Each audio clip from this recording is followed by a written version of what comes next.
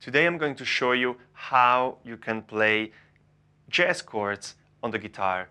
So if you are an intermediate player and you want to expand your musical vocabulary and learn new chords to spice up your playing, that's the right video for you.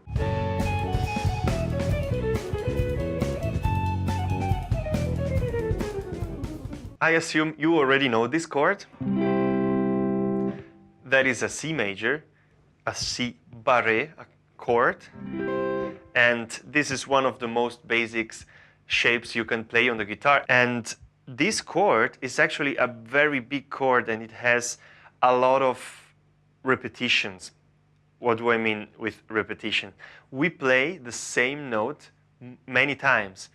We have one, the root, then we have the fifth, then we have the root again, then we have the third, then we have the fifth again, and then we have the root once again.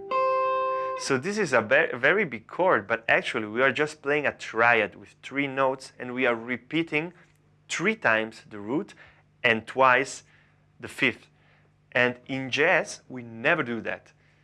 In jazz, the chords are very slim, very elegant. So we almost never play the same note twice. And we try to play a thinner chord, something that is more like a butterfly instead of a heavy rock. So this thing, it's actually very big, but with less information than, for example, this. You see the difference? Here we have one more note, and I'm going to explain you which note, and we have 0 repetitions. So in jazz, this chord wouldn't be just a triad, it would be a 4 notes voicing. And we need to add one more note, which is the 7th. So we have 1, 3, 5, and the major 7. So you can still see the basic shape you had, but now we don't repeat any note and we get some more information. So that would be the basic major 7 shape for your jazz comping. Now that we learned this one, we can always modify one note to get all 5 different colors, meaning this is just one color, the major 7. Then we have the dominant, the 7. So in order to get the dominant, we need to move the major 7 a half step below. So now we have a minor 7 that we can play like this. And then when you get this one, the next step is to have a minor 7 chord. So we need to move the 3rd, also a fret below, so a half step below, and then we get this chord, which is a C minor 7. You have 1, minor 7, minor 3rd, and 5. And now, if we modify one more note, which is gonna be the 5th, we're gonna get a half diminished chord.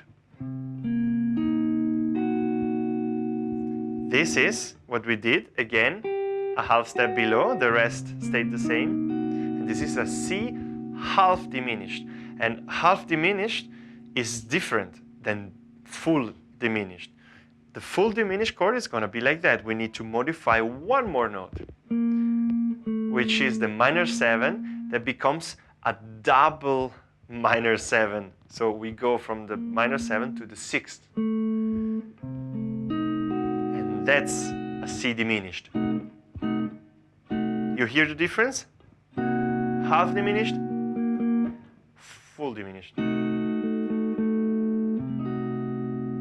So to summarize it, we started with the major 7, then we went to the dominant, then we went to the minor 7, then we went to the half diminished, and then we went to the diminished.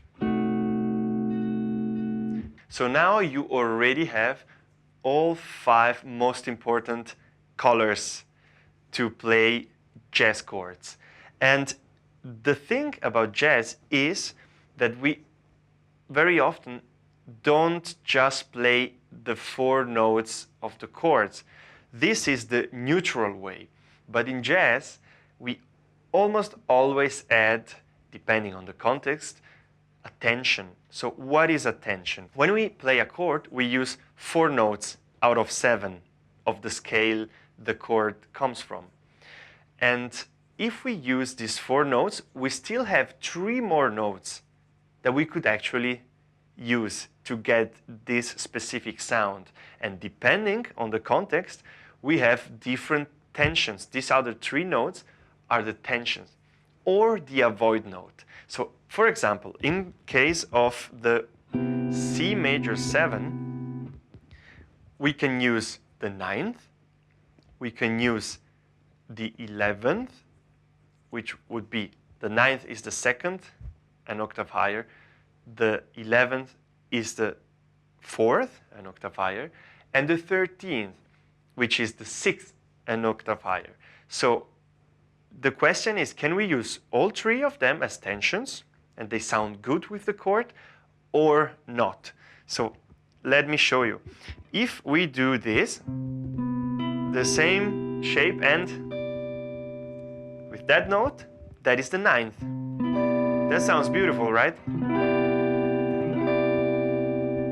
That would work. Or if we use that shape, same thing, but instead of the 5th, we play the 13th. Also very good, sounds very nice. And we can even play both, the 9th and the 13th. Oh-ho. Now that's another sound. We are playing a 5 notes voicing with no repetitions. But you cannot play, I mean, you can, but it doesn't sound very well. You cannot play the 4th in that case because it's gonna sound like this. That's really not a good sound because it clashes with the 3rd and it builds a triton with the major 7. So actually we don't necessarily want that kind of tension on a major 7 chord. And the same thing we can do with all the different colors. So if, for example, if we take the dominant chord, in jazz we almost never play a dominant chord just as a dominant. We add the 9th or the 13th like we did before, but now we have this shape. And if you have a minor 7, then you can, for example, add the 9th. Instead of playing just a neutral C minor 7, we can add the 9th. I'm sure you already heard this chord. Now with the other 2 chords, we can also add tensions, but it's a little more complicated, so I won't get into that for this lesson. But for these 3 shapes, you see, this, and this, you already have not only the jazz shape, but you also have the jazz shape with the tensions. And so your comping is gonna be way more elegant. So of course this was just one possibility, right? Of course we also have the root on the 5th string, so we get other shapes, and also on the 4th string, and we get other shapes. That was just a very first demonstration, but if you liked it and you would like to know more, then you can subscribe to my Patreon channel and download the full PDF with all shapes, also the ones that I didn't show in the lesson right now. So you are going to expand your musical vocabulary and add way more jazz chords to your playing. It's completely free. You can go to the description, click the link, and you can download it, and you have everything you need. I hope that was helpful, and if you liked the lesson, then don't forget to subscribe to my YouTube channel and click the like button. See you for the next one.